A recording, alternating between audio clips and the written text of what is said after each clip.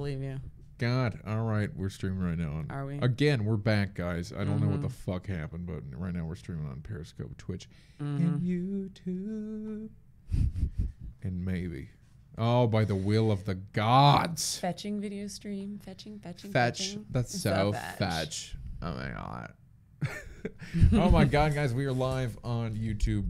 Sorry. We're live on Facebook and YouTube and Twitch and Periscope. Is there what? Like a delay. Yeah, there's a shit delay. Again, cool. Facebook is a terrible streaming service. And also, it's, let's see here. It is 1:30 in the a.m. here in the California. We go all night. Exactly. We rock all. Well, here's what happened, guys. The mics were over. Maxi. By the way, this is Maxi Witrak. But by the way, okay. Why do you go by Maxi Witrak? Because that's not your real name, right? It is my real name in a sense. It's my middle name, but my last name was too hard for people to pronounce, and kind of sounds just like baby food got spilled out of the jar. I don't know. I'm sorry, Dad, if you're watching, because it's your beautiful last name, but I can't use Gumprecht. Is that German? Yeah.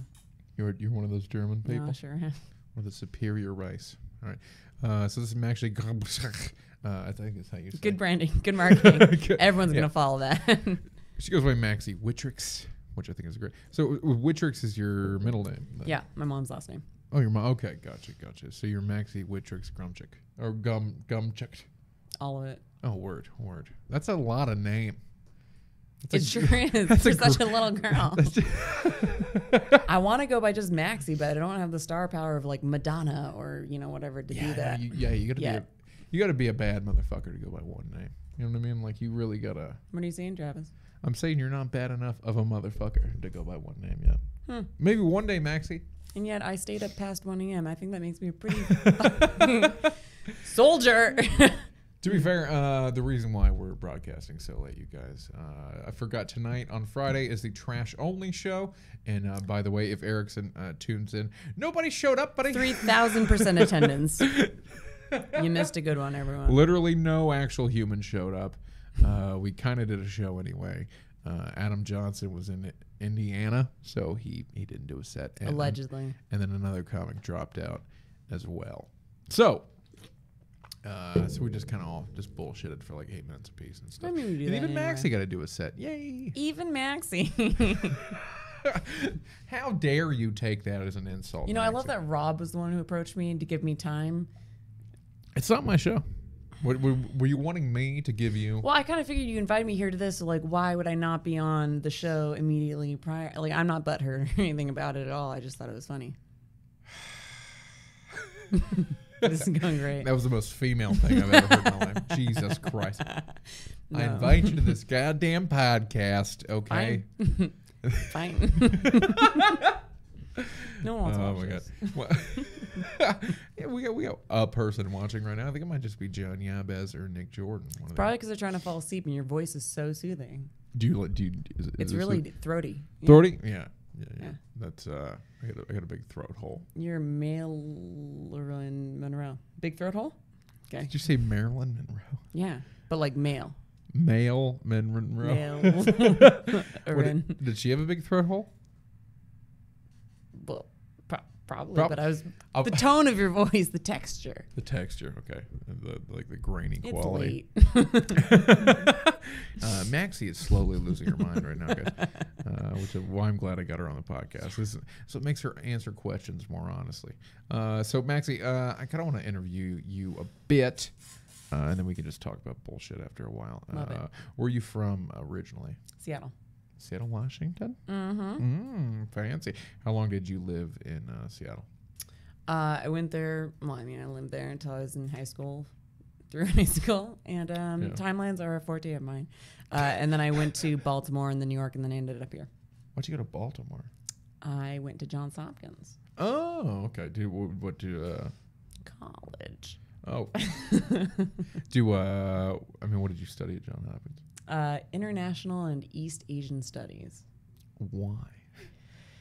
My mom was set on me becoming an international diplomat, and she was like, you're fluent in Spanish, and no one gives a fuck about Spanish because China's going to take over the world, so start learning Chinese now, and I wasted 4 years of my life on that. So do you speak Mandarin? Couldn't save my own life with it. Really? Couldn't even order food with it. Like, how long did you go to Johns Hopkins? 4 years. And you don't speak any Mandarin. I do, but like I've spoken it to Mandarin people. Like when I think it's appreciated that I'm making an effort. Right. It's never appreciated. They're usually just like, what did you say? Yeah. Oh, they okay, just gotcha, talk back in English and they're like, you have pretty eyes. I'm like, I'll take it. So she wanted you to be a foreign. What did your mom do? She was a radiologist. So okay. So why was she obsessed with you being a foreign diplomat? It just was like, don't be a doctor, and I guess that was the only other thing she could think of. Oh, really? I don't know. It's not like I'm good with people, so I don't know why she thought I'd be diplomatic at all. She's not good with people, guys. Not diplomatic. She's very mean. I'm holding it back. Don't hold back, Maxie. Just fucking let it out, all right? Oh, hey, Nick Jordan. I got things to say about him. Oh, yeah. Talk shit about Nick Jordan. No, it was great. It was great. That is I've never heard such a lie on this podcast. Well, he's great. So, okay. Great guy. Being a female comic, like, has simultaneously made me more aware of shit that guys say being wrong, but also has tuned me into the fact that there are the good guys. And I feel like a lot of female comics I hear, like, I'm coming to the defense of guys more and more frequently, which is funny for how much more like feminist shit I'm understanding and picking up on now. Right. Okay. So, you know what? I feel like you, Ellen Doyle, and Sammy Sucker are three female comics that, like, really, at least, like, you guys don't, like, full-blown attack men. You know what I mean? Like, I feel like there's a lot of female comics in the city, especially, that, like, they open up their act with, like, I'm glad men are over. You know what I mean? Like, yeah, like, it's super, like negligently feminist, if that makes any fucking sense. I like that term. Yeah, to the point where it's like, it doesn't even feel like a joke. It feels like you're attacking half your fucking audience. You know what I mean? Well, I think some female comics go to that naturally because if you're doing an audience that's like, you know, middle-aged and kind of like middle America, I guess, the simple joke is like, oh, husbands, right? And like treat men like they're simpletons and everything. So that is kind of an easy joke to go for. But I also think it's the easy way out to just blame things on guys being guys. And sometimes it's like so much more than that and different. And I think like it's kind of our responsibility to not always give you guys the benefit of the doubt, but like at least allow for the possibility that you guys aren't doing what we think you're doing on purpose. Right, yeah. And that's fair. I mean, like, I feel like most of the time, everything that we do is because we're kind of fucking stupid. or at least, I mean, like, a lot of the times it's because we're just fucking, I don't know, biologically predisposed to idiocy and stuff like that, you know. Like, it's, I mean, most of the, especially if you're a male, you got a few drinks in you, you just kind of, just say whatever's in your heart. And by heart, I mean penis. You know what I mean? So it's nice just to know there's some fucking female comics out there that aren't just like, every man is fucking terrible. Everything you guys do is terrible. And also not like, I feel like it's almost a bandwagon thing now, especially with all the mics that I watch here at Fourth Wall and all the comics I get to see here at Fourth Wall and how often I get to see comics here at Fourth Wall. And you've seen a good sample. Oh, Jesus Christ. I've seen too much of a goddamn sample here at Fourth Wall.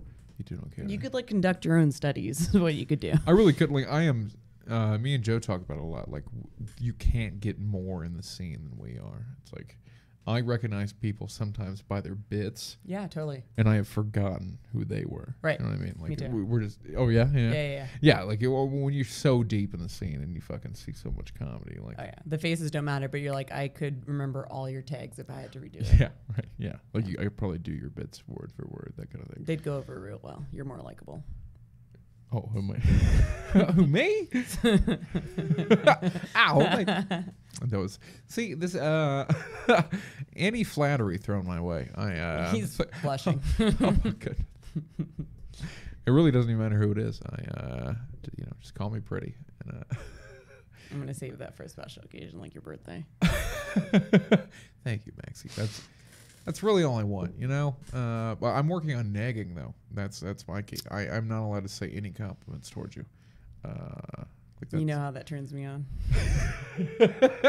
you have a bit you've been doing about having mommy issues and instead of daddy issues. Yeah. And so your mom wanted you to be a foreign diplomat, but what is the deal with your mom, if you don't mind fucking opening up about that? Like, you said she kicked you out 10 years ago? Well, I mean, it's not like as sad as it sounds, because we weren't. It sounds very my sad. siblings and I weren't like kids out on the street, orphaned. Like, we were grown adults. But yeah, my mom kind of like divorced us and kicked us out of the house and like didn't want anything to do with us anymore. Damn. So when was the last time you talked to your mom? It's 2018 right now. Yeah. 8 years ago. Jesus Christ. So just did she like remarry or something like that? Like, did she just kind of hop into a new family? She just like, it was building for a while. We think she was mentally ill, but like in some sort of like borderline personality disorder. But that's also kind of, it was something. Doesn't last 8 years though. Well, you know what I mean? Before that, building up to that, like really? some personality stuff. Like, she was pretty horrible to live with, but at the same time, I don't know if we're just ascribing it to something mental illness when really it was like a choice of hers. So calling her mentally ill is a nice thing, I think. Yeah, I mean, yeah, right? Yeah, but be like, oh, she was mentally ill. That's why she kind of dismisses. Because it's like, my mom, she for sure has bipolar disorder and stuff like that. Like, I mean, for like, I haven't talked to her in probably 8 months, something like that. Oh, wow. Not to copy your, I mean, your 8 years is far more superior than 8 months. But I mean, I win. You do win. Yeah.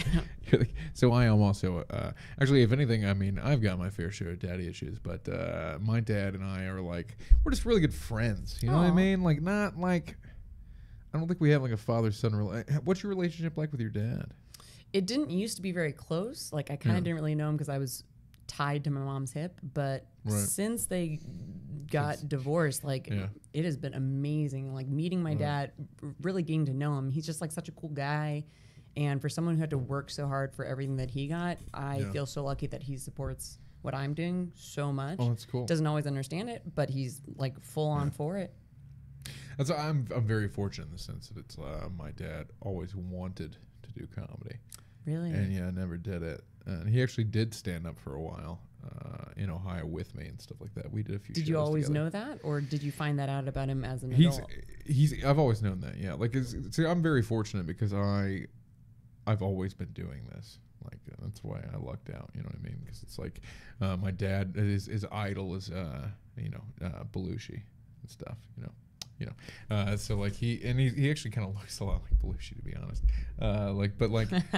Just growing up in that comedy rich environment and stuff, like, when I turned 16, I did improv and stuff like that. And so I mean, I've always been doing this. I'm very fortunate for that.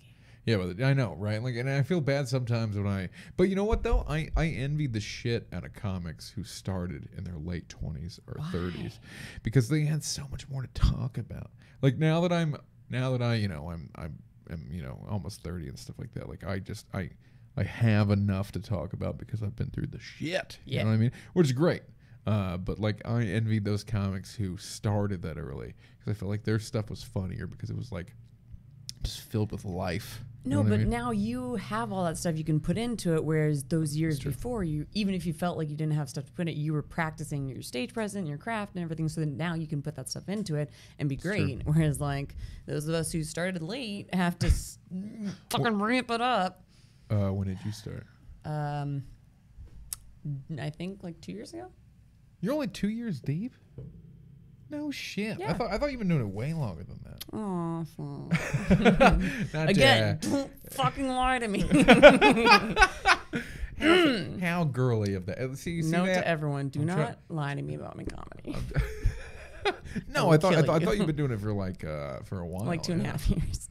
That's great. Okay, so you've been doing it a short amount of time, but you're very good. You have a great stage presence. So, what did you do before you started stand up? Like, how did you even figure out that stand up is something you wanted to do? Well, so when I was leaving college, I still didn't know what I wanted to do. I'd never acted or anything before, but it was something I always wanted to try and didn't have a chance to before that. I was big into like horseback riding and competing in that, and so I've seen that on your Instagram stories. That try to keep that alive. You have horse love. I've horsed around. That's just a 2 years. That joke was terrible. Okay, keep on. Bad. Oh, right. So like leaving college, I was like, well, I don't know what the fuck I want to do, and all my friends are doing these horrible jobs they don't want to do because the economy's bad. So might as well try acting for like a year or two. And that turned into more. And from acting, an acting teacher was like, well, for when you're not getting auditions or whatever, have you ever thought about stand up? And everyone kind of worshiped this lady. So I was like, hell yeah. I'm like, I'll give it a try. And it was horrible at first. Oh, really? Did you bomb really bad your first time? No.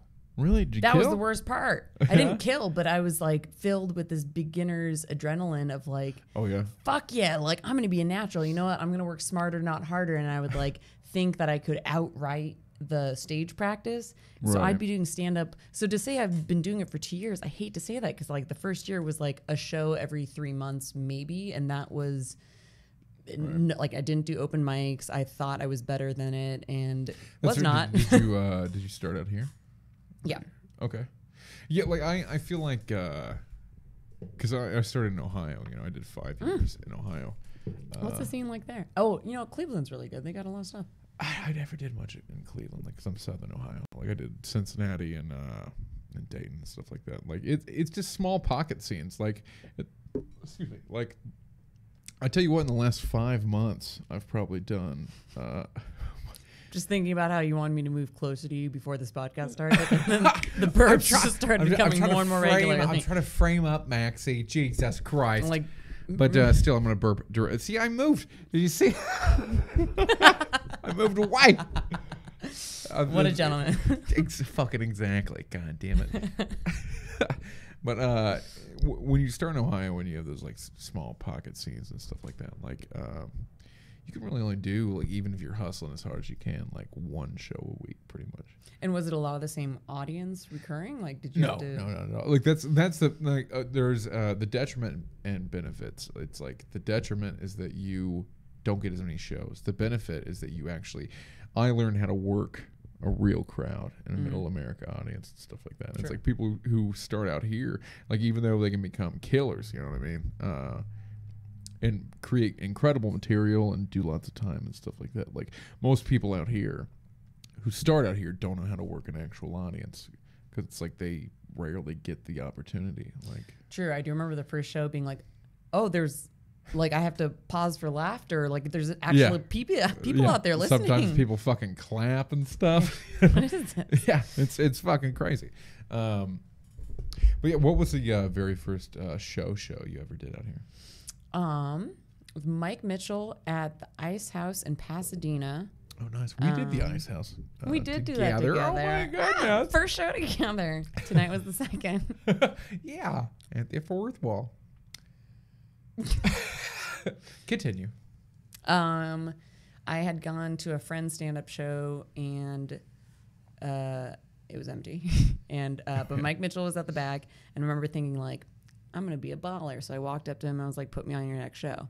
And I think he only put me on it because I was wearing some really cute jeans. And I still don't think I'm wrong because when I went up, well, whatever.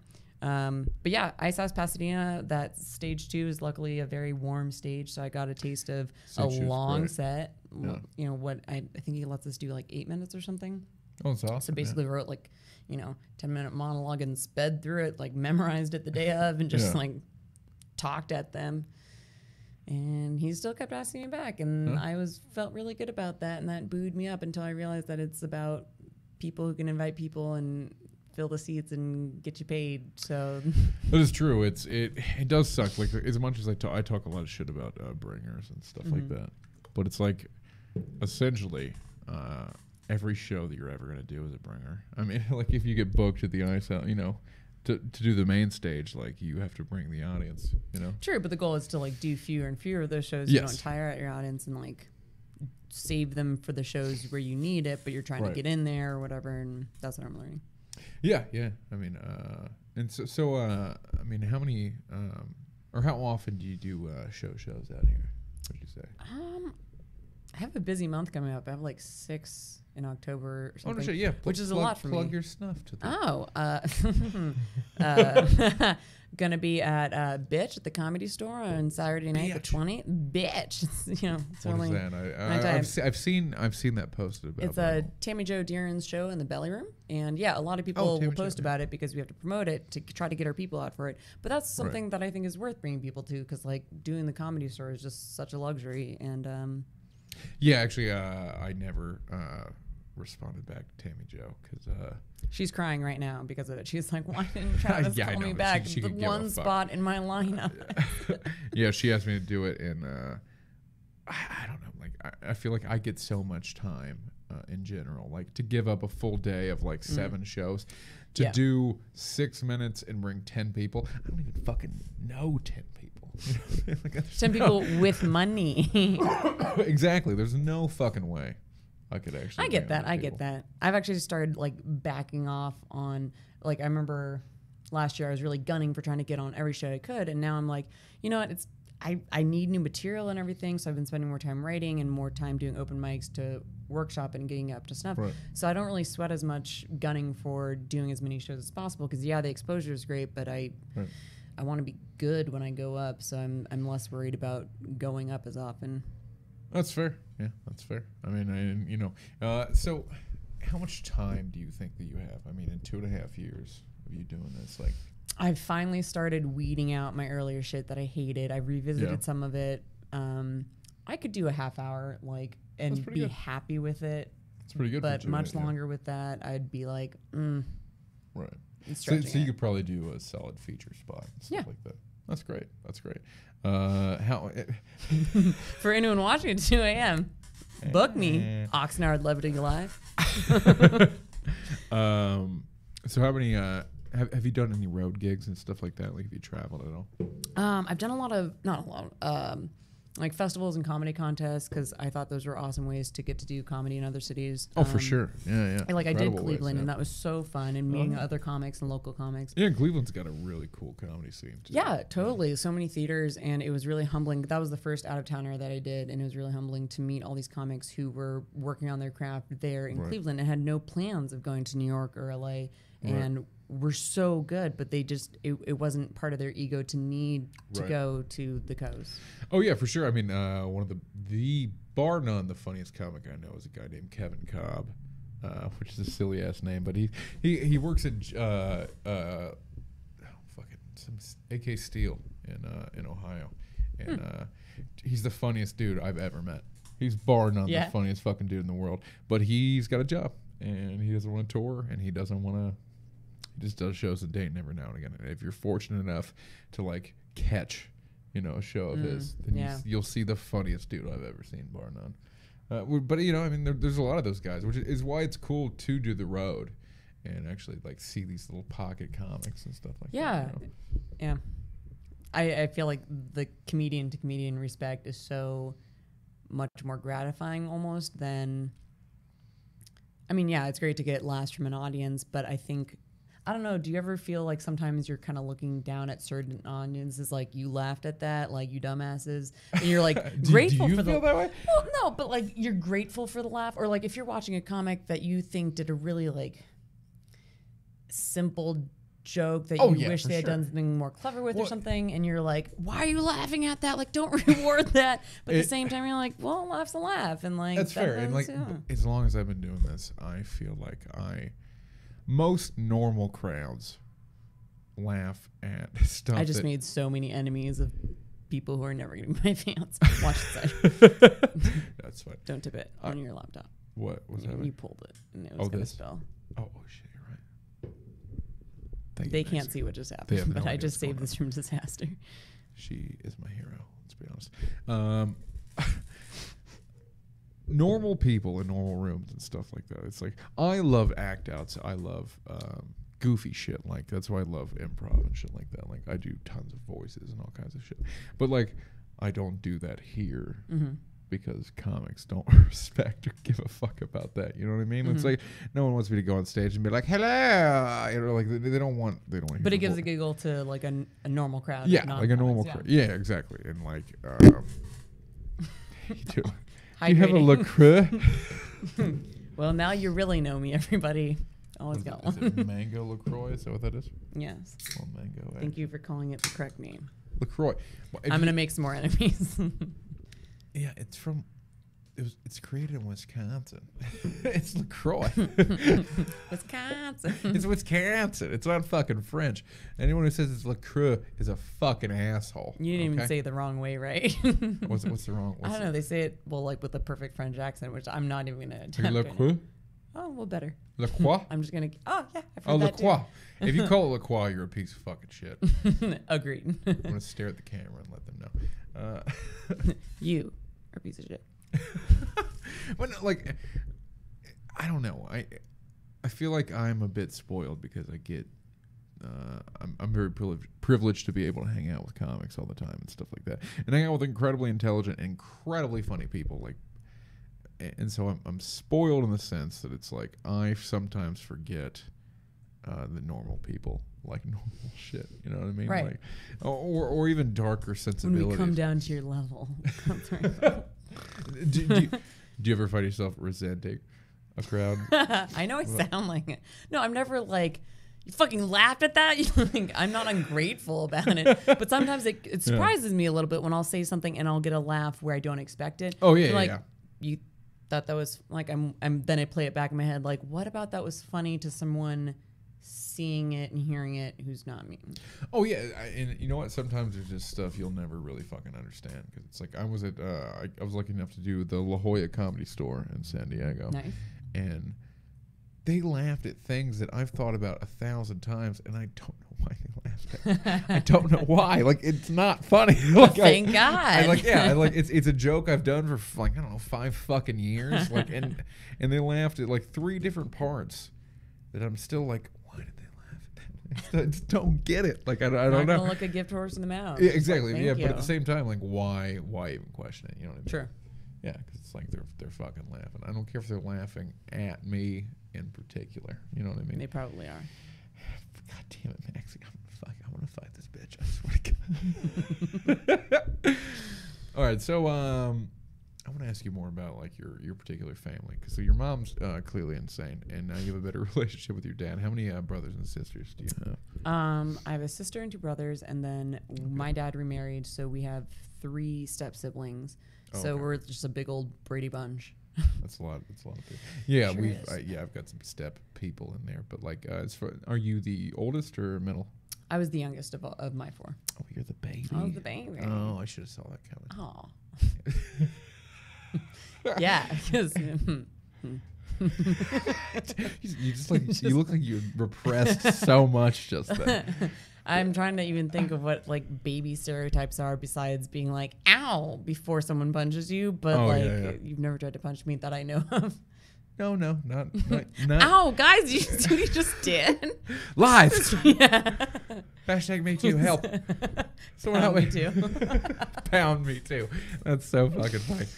Shout out to Brock Walters, the pound me too joke. Very funny. All right, so you're the youngest. Mm-hmm. Right, and like, so you went to high school in Washington? Mm-hmm. We lived on Mercer Island, which is like the rich people section. It's like Beverly Hills of Seattle. One of those rich whites. Yeah. Word. Yeah.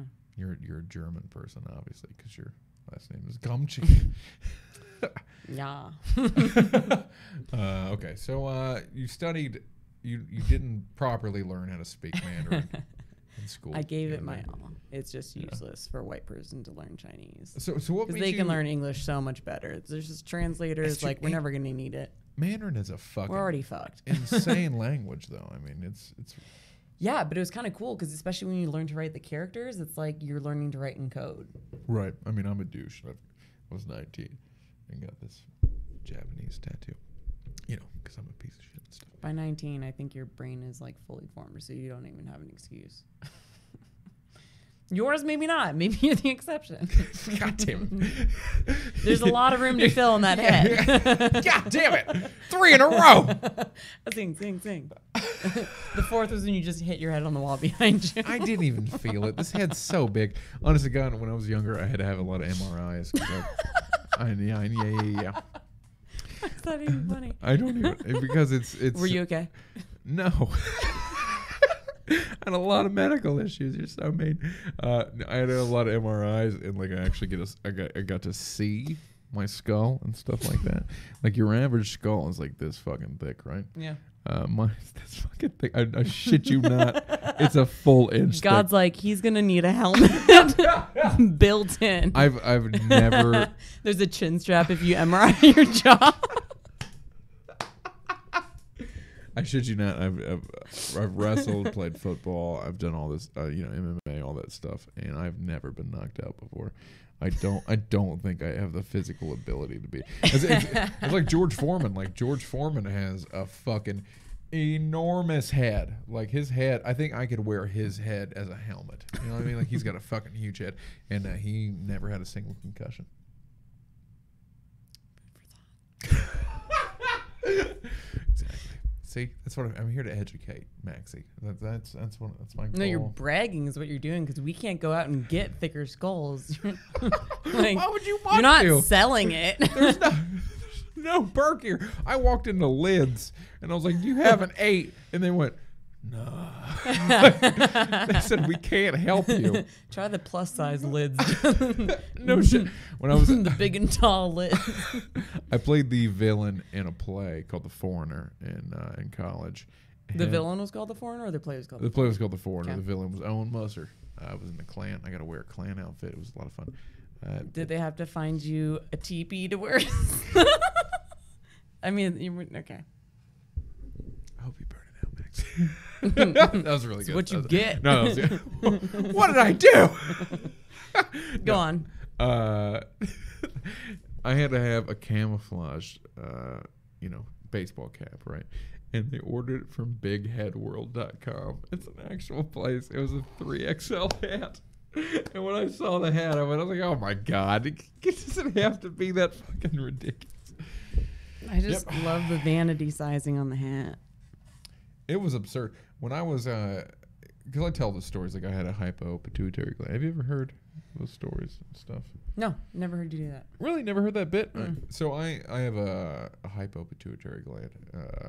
It's basically like I had a cyst wrapped around my pituitary gland, and I didn't produce testosterone or human growth hormone until I was like much later in my life. And stuff like that.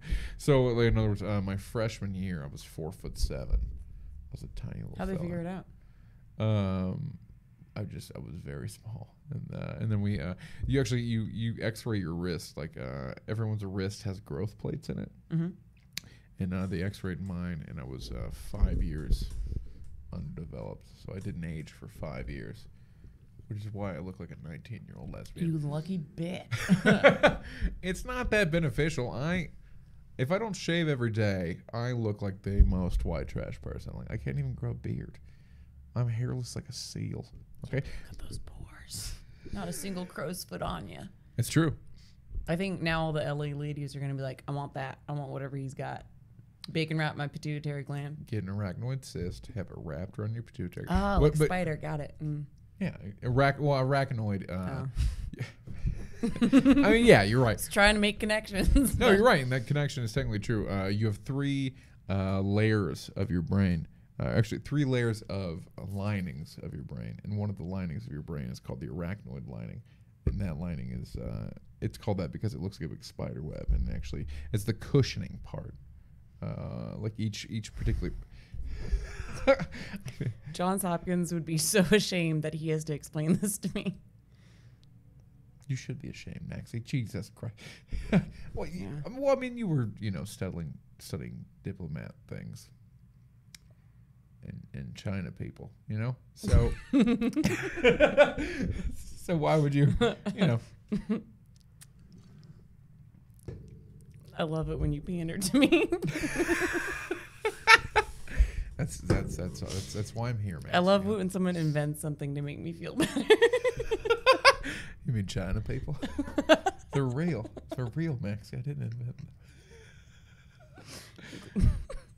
Glad you used the proper term rather China than Chinamen. Chinamen. You went for both. No, those you went are- China people. Yeah, China people. Exactly. Like, I'm not sexist, you know? They're the ones that built the railroad. I respect them. Sorry. The look you gave me was so upset. They did, though. It's true. Literally the Good reason historical LA is. knowledge, too. That he had to explain. I know things. Have you seen the size of my head? It's full. It's I knew your white trash, uneducated thing was just an act. I it's knew literally it. just an act. Yeah. You're sneaky. I'm not sneaking anything. I mean, well, a little bit, yeah. I Erickson. do. What? Erickson's here with us. His presence is I felt. don't think so. I think Erickson dipped out. I think he should have to be here as punishment for ditching his own show. Yeah, for going to Pennsylvania. I hope your show in Pittsburgh or somewhere in Pennsylvania. I don't know. I hope it went well. I hope you guys had a good show. That's big of you. It's true because your show, no one showed up here, guys. Eric said no one showed up, and 3 of your comics canceled. So 3 of them. It's so sad. I mean, but you came. That's good. You were on it, even though we performed for, each other. That's cool. I feel like we always kind of perform for each other, Travis. Don't we though? Don't. Are we ever a true self? Okay, whatever. Moving on. How deep are you getting right now, Maxie? That was. No one wants this. Never mind. No one wants. This is what? like pillow talk, and you're not even getting the good stuff. So you don't have to put up with it, Travis. Let's just get where we're supposed to be going. Fair enough. Immediately sad. Okay, we're gonna move on to other things. I was talking about my brain head. Oh yeah. Yeah, arachnoid cyst, all that stuff. Because I had to take human growth hormone from 14 to catch 16. up. Yes, and I never actually did. Like when I graduated high school, I was only 5'6". Okay. Yeah. And then how tall are you now? 6 foot. Mm. I know. Yeah, I know. I put that on my dating profile. So large, by the way. It's important. It's important. And big arms. I always throw that on there. Which is douchey, but it works. You work with what you have. When you're in a grocery store, you read labels. That's how you know what you're getting. And so you're just labeling yourself appropriately. It's true. Best sell yourself, which is what everyone moves to LA to do. It's a fact, yeah. And most people are pretty shallow in LA, so, Not us. Well. Not us at all. Clearly not, Maxie. Clearly not. What was that supposed to mean? I don't know. That was I feel like that was an odd projection on Yeah, I think you're assuming things about, which is funny because you don't know anything about my dating life. I don't. Well, let's talk about your dating life, man. How is the dating life going here in LA? Mine's going terrible. I tell you what, I haven't even really tried, to be perfectly honest. You've been here how long? You left and you came back. Yeah, but I mean, I've been single here for 6 months. Fuck off! Oh my god, 6 months. Oh my god, I've been alone for 6 months. How am I ever gonna fuck you? I haven't been alone. Yeah, I'm just saying. Fuck you. Okay. 6 whole months, but not even. I just spat. If that explains any of it, I just spat. You did. You spat at me in my general direction. All right. Okay. So, I mean, are you doing the online shit and all that stuff? Can't. You can't. Guys in real life are bad enough. I can't do the online. I've tried. That's fair. And the moment that they start the messaging and it becomes real, I'm just now I want to meet you even less. You start here in my mind and you just go down. Well, you're also a very pretty lady. I feel like not to, I mean, I apologize for complimenting you. I know that's it can be a blanket apology. So now we can continue and you don't have to keep doing it. It's fine. I dated a girl once who actually she opened up. I met her on Plenty of Fish when it wasn't just fat chicks and girls trying to sell nudes. Years and years ago. Mm-hmm. That's what it is now, by the way, if you didn't know. Okay. I'm gonna let that one sit for a second. Go yeah, it's just a fact. And the moment she opened it up, she had 32 messages in 4 minutes. Oh. Just bombard. And I even asked her, I was like, how the fuck did you even find my message? It's like, how did you even, like, so, like, I don't know, like, every now and again when I get bored, I fucking, look through that stuff. But it's like, at the same time, like, I don't even really want to try. Like, what the fuck is the point? And the bad thing is, like, it's not a good idea to date comics, as you know. I mean, because it's like we're always in the same fucking space and stuff like that. But then again, when are you ever outside the space to meet anyone else? Naturally, organically. Yeah, no, and that's true. And it's like 99.9% of female comics won't date male comics because they're smart. It's not a good idea. Especially because it's like especially, you get together and then you break up, and it's like I've heard all these horror stories of these comics dating and stuff like that, and then like they can't go. It's a bad breakup, and then like they have to. Excuse me. Yeah, I wonder why we don't date male comics. It's God damn it. You love that. Go on. Like you have personal experience, or no, you know of friends like first. Yeah, degree. I have a friend. Yeah, I have a friend, like two friend comics that dated, and like they have to they divvied up the open mics, but at the same time. Really? That seems excessive. I fucking agree. I agree. Bitter, or they're worried about it being awkward? I think it's bitter. Okay. And I think it's childish in a lot of ways. I mean, they're a bit younger, but at the same time, it's I think fuck, what's his name? Maddie Chimber and what the fuck is her name? Shit, Martinez. Yeah, whatever. He dated a girl, and they come here together a lot of the times and stuff like that. But they've been broken up for like a year. Oh, that's cool. Yeah, and so it's like a mutual split. They realize that they're not right for each other, or one of them's crazy, whatever. But or both. And see, I think that's great. But yeah, you're right. It's hard to meet any other normal fucking people when I'm just kind of immersed in that. And it's my day job is a mover. I just work with fucking sweaty fucking dudes all day. It's like I have absolutely no opportunity to meet any other fucking women whatsoever. But what's your day job, by the way? I don't think I even know that. I'm a spin instructor. When I first moved here, I was doing 5 jobs at once, but I finally kind of set it down, and now I just do the spin instructing. Do you make good money? Pretty good money, but also I have the acting job here and there.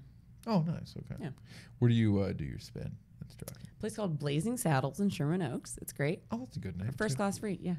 Oh, nice. I know. I never thought it'd be so LA as be a spin instructor, but it's basically 45 minutes of me yelling at people on a microphone, testing out some material sometimes, and playing whatever music I want. So it's pretty great. I can see you being really good at that. I feel like yelling at people. Yeah, I feel like you'd be a top-notch yeller of people. Yeah. I'm like the Daria of spin instructors. The Daria. You just anti-perky. Anti-perky. Okay. What's your method when you're spin instructing? Are you ultra aggressive? Are you super aggro? Try to kind of leave them alone a little bit, because I know I hate things that are labeled like boot camp or whatever, which is funny because one of my favorite places to work out is Barry's Boot Camp. But I hate places where I'm being yelled at. It doesn't motivate me at all. So I try not to do that to them. So you don't yell at them. What is it more of a supportive kind of? Yeah, I try to give them things to focus on if they need it for their mind. Like in a yoga class, they tell you to focus on the breath. So I'll do reminders about form, or what the ride should be feeling like at this point, and a little few things maybe to help you get through it. Or sometimes I will tell jokes just to try to distract them. I will do my version of crowd work because I have a lot of regulars, so I can talk to them on their mind. Shut the fuck. He's trying to ruin one of my jokes. I'm just burning your one jokes. Of 8 jokes that I have. Can't afford to lose it, Travis. Fair enough. Yeah, she's great at crowd work, guys. It's just a fact. So do you consider that kind of a performance in a lot of ways? Totally. I have to really get my energy up to do it, and sometimes I walk in the studio and not feel like doing it, but then I'll have to step in the back room, switch my mind and be ready to step out and be kind of an alter persona just to bring it. It's a performance just like getting on stage here.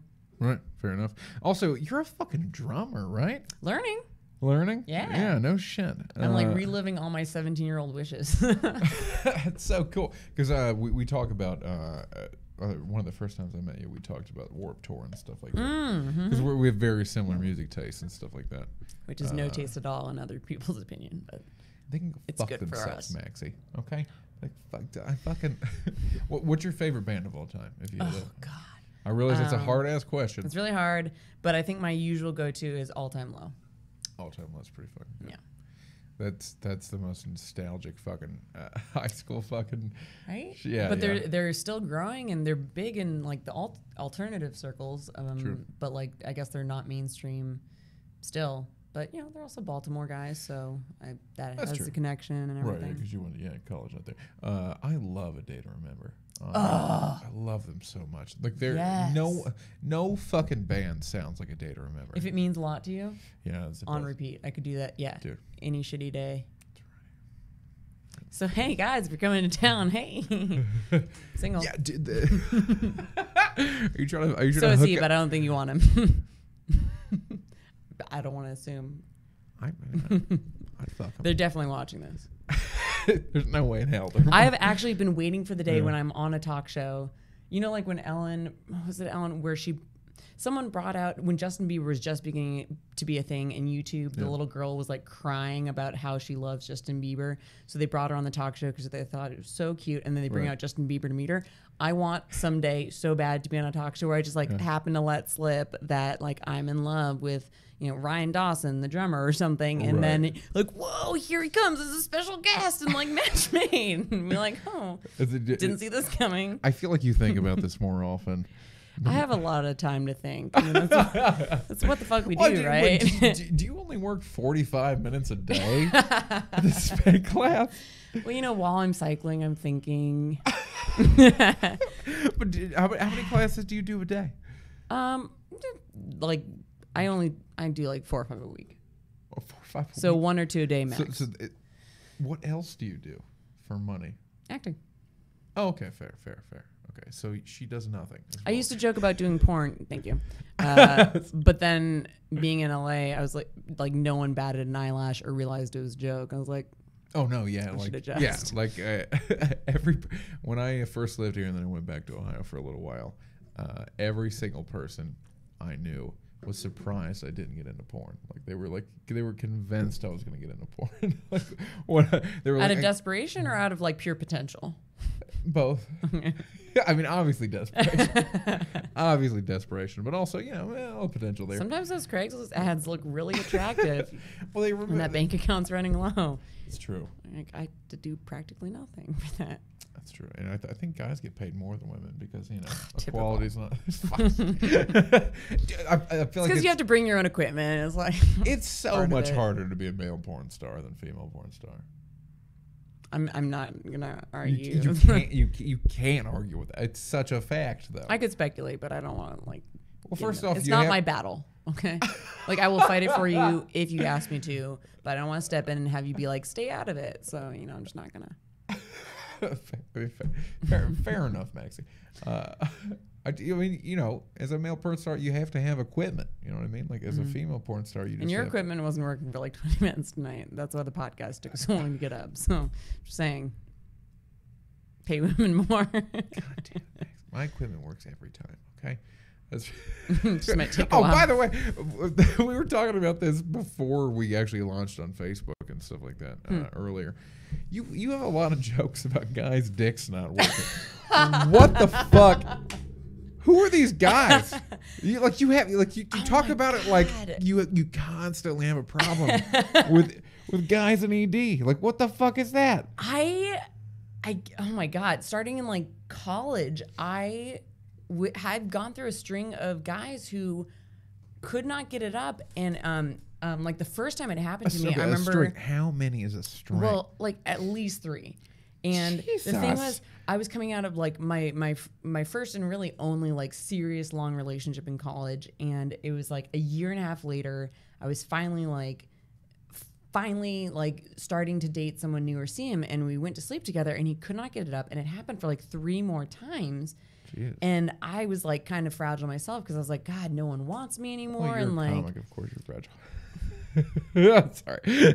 I wasn't a comic then. I hadn't turned yet. It just, I thought it was all me. I was like, oh my God, like this is why no one's wanted to date me since I broke up with him. Like, cause I'm hideous and blah, blah, blah, or whatever. And so I took it all on myself, but then it kept happening. And so of course I still kept taking that on myself, but I was like, okay, crazy. Now like, sure, I'm the common thread, but also like, what the fuck is happening? Yeah, I mean, I feel like that's just statistically improbable. Like that blows my Maybe I'm mind. just like hooking up with gay guys who wanted to test it out one more time, and they're like, no, I'm definitely gay. I don't know. Are you naturally attracted to like androgynous looking guys or something like that? I don't really have a type. No, it's I don't think it's anything that I've dissected that far as it being like he's probably gay and that's why I don't know. I don't know what it is, but also I just think it's funny because people are squirrely about it. So when I tried to do crowd work around it, it at least gets people like either shrinking away or leaning in or something. Especially when you hear it fourth wall, like I feel like oddly enough, I'm laughing and then I watch all these comics in the room from the back of the desk and I'm like, they're thinking about it.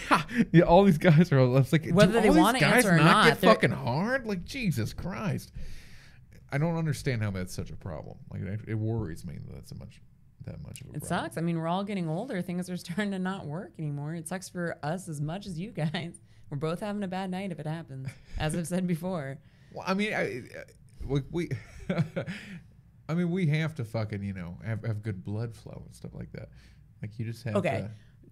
Yeah. For the guys who get whiskey dick, I'm like, that's your responsibility to drink less and make sure it works. Like. No, I've never gotten whiskey dick. I do have. I call it the immortal, which is where you're hard, but it's physically impossible to ejaculate. So it's, yeah, I know. Sounds awful for you. It is awful. And then eventually you just go, ladies, I gotta pee. and then you after like 2 hours of just sadness. Yeah. But I bring it up because I wish guys knew that like when they're embarrassed about it, what's going through our head is that it's not always, but like maybe our first reaction is like, oh my God, are we not doing enough to like get you aroused or whatever? And so it makes us feel ashamed. It can make us feel ashamed for a second. Right. Whereas you guys are too busy being embarrassed for yourselves to realize like how it's making us feel. The equipment's not working. Right. Yeah. So you're embarrassed and then you kind of like shut down and then it makes us think like, oh, like did I do something? And it's just very awkward and hard to get past that. So how many, 3 times that's happened to you? A couple times with one guy. And then, at least like 4 or 5 times in my life. Yeah. Jesus Christ. These guys need to stretch more or something, man. I don't understand. Being severely disappointed. Yeah, that's really sad. Okay, we're approaching the end of the podcast. Yeah, here. so get the important questions in. The important questions here. I don't even know. I mean, we've already talked about erectile dysfunction. I mean, that's. Oh, then I want to ask you something. Oh, because I mean, no one's ever asked me a goddamn thing on this podcast. So well, not you personally, but I mean, I love that we have this great guy-girl dynamic, so we can get some things answered. Not that we should answer for all guys or girls. No, but we were talking about. Fuck it. Let's speak. Let's speak for both. Let's be the voices genders, of gender. So when we were talking about dating, and you were saying that you've witnessed some people who dated, and it makes it awkward at the mics and stuff. Yeah. Like I know what I find intimidating about. Like, there are some comics I would date as people I'd be interested in. Yeah. But I know, like, putting career first, I don't want to fuck it up because it not only can fuck things up with them and what potential opportunities I could have by being a colleague with them. Right. And then that kind of, like, is out the window once they see you romantically. So you're like, okay, maybe I discount you. But do you feel as a guy, if you see a girl dating someone, does that change how you see her? Because I'm also worried if I date someone, even if things are fine with them, I worry that the other guy comics are then going to start to see me as like a dating object instead of a comic, or they're going to see me as so-and-so's girlfriend instead of a comic, or not invite me to shows because they're worried about their own interest. Like, does it change how you see female comics? No, not at all. No. I mean, I don't think that many comics like think about it like that. Like I feel like, if anything, especially with male comics and stuff like that, like if you date another comic, most of the male comics are just super stoked.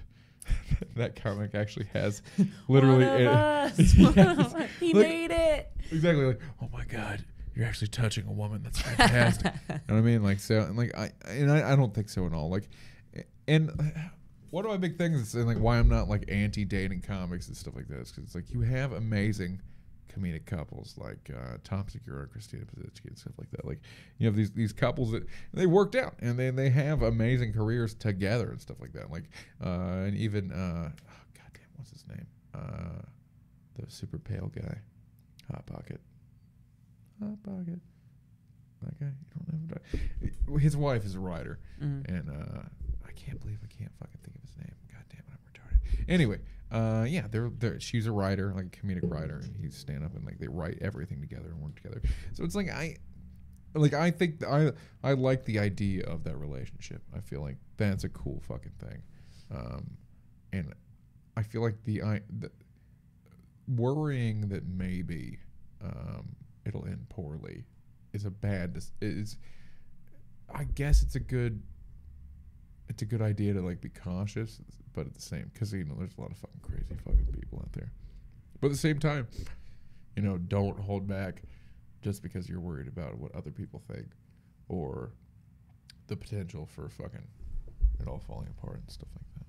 I mean, that's easy to say, but like when you want to do stand up and it's such a small scene, burning any bridges is a scary thing. Like that's why we put up with a lot of shit that we do, I think, because we're afraid to not to alienate anyone. No, you're right. Yeah. I mean, but at the same time, it's like, if you're gonna make this happen, if you're gonna fucking make it, then you're gonna make it no matter who you're not fucking anymore. Yeah. You just gave me so much permission to live. Thank you, Travis. I'm just telling you to live your life, Maxi. You know, go out there. The new generation of comics who can actually enjoy life. Comics don't enjoy life. Let's be honest. If we do, we're doomed to be B comics. Is what we're teaching us. That's a fair and valid point. Yeah. You know, I've had this theory for a long time. I don't want to say this, and then we'll fucking wrap this shit up because it's late as fuck. I have a theory that because like I feel like depression is such a big deal in the comedy world because we have higher highs than any people will ever have. Like we you know, we get on stage and like we get such an adrenaline rush and we get such serotonin and you know all that stuff. Like we get massive amounts of hormones like flooded into our system. Yeah. And most people will never experience that or get that. And we do that every fucking day. Yeah, it's funny you say that because even just with the horse riding, I think I remember one of the reasons I wanted to get into acting, and I was like, oh, this is so selfish to say, but I love a crowd cheering for me, and not everyone gets to feel that in their lifetime. Like that is such a unique feeling. But you're right. Then the opposite of that is you've known such high highs, the lows feel lower. Oh yeah, for sure. Yeah, no, lows are like, and you know what? I worry sometimes when I see these famous comics like killing themselves and stuff like that. I'm like, do we have a finite amount of these hormones? You know what I mean? Like, does it eventually all run out? And then like you can't feel joy anymore? I mean, it could be more like a thing where you have to keep topping it. And not that I can speak for what's in the minds of these comics who've done that, but like, haven't you found when you first started succeeding more that people that you knew previously, especially I find more amongst the comics, like I just started running an open mic and people who didn't give me the time of day, or, you know, if I get a big show or if I get any recognition from a bigger comic, people who previously wouldn't even say hi to me would then start coming up to me and being like super nice and super on. And I'm wondering if these comics just got tired of not being able to trust people because, you know, a lot of them are just trying to get in good with you for what you can offer them and ladder climb and everything. So I could see being totally disenchanted with the whole thing based on that. No, that's fair. That's fair. And especially when you're as deep as like Robin Williams and stuff like that. I mean, to be fair, he did so much blow that like he had early onset Parkinson's, which it's a lot of blow. That's so much. Wait, was that the cause? What? Yeah, Parkinson's, because blow and, you know, or cocaine is neurological and stuff like that. Oh, like blocks blood flow to... No, it just affects the nervous system and stuff like that. Okay. And so, like, if you have the predisposition for Parkinson's, which he did, he had early onset Parkinson's. Yeah. Got it. Yeah, so he had the shakes and all that stuff. Oh, that being said, that's depressing as a motherfucker, but we're here. We're both dark. You know, I've made Travis goth. Oh, I've always been God. Look at these. Did you just shut us off? Look at no. We're no. That's that. No, I we're want still. a tattoo. Do you not have any tattoos? Mm-mm. Really? Why not? I want like a full neck and full sleeves, but like acting, I always kept thinking like, no, I shouldn't. It'll be too much to cover up. And now I'm just like, well, I'm. That's real hot, by the way. That's what?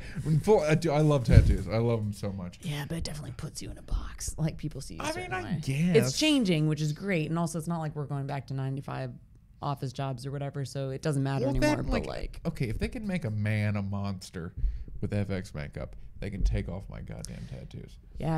I don't know. And like, at the end of the day, like if they want you bad enough, they'll remove my fucking tattoos. You know what I mean? Like, so, yeah, look at this fucking thing. It's like you look like you're on Game of Thrones with like a war buckle bracelet. You're goddamn right. Yeah, Jason Momoa, everyone. Is that even his name? I don't watch Jason Game of Thrones. Momoa, yeah. Okay. You don't watch Game of Thrones? I made it through 2 seasons only because after struggling through 1 season, everyone was like, "Oh no, you just gotta watch the next one, then it gets good." And I was like, "Fuck you all! I just wasted my life." Sorry. That's fair. I respect you a little bit less, and that's cool. Oh, I didn't know you could go below rock bottom. You started digging. I'm used to not having your respect. This is fine. Fair enough. Fair enough. I don't respect this woman, and I'm glad she's on my podcast. Thank you so much for being on my podcast, though. I appreciate you coming out. I appreciate you fucking being at. It's 2:30 in the morning. You've been rocking it with me. Because we are committed. Fuck yeah. And this is how we party on a Friday night, Saturday morning. We are alone and sad. All right, everybody. Thank you so much for tuning in. This has been the Fourth Wall After Hours podcast. This is Maxi Witrak, a.k.a. Gumchip. Yeah. Yeah, Maxi Witrak, everybody. Look her up. Do you want to promote anything, by the way? Do you have any links or anything like that? Or shows coming up?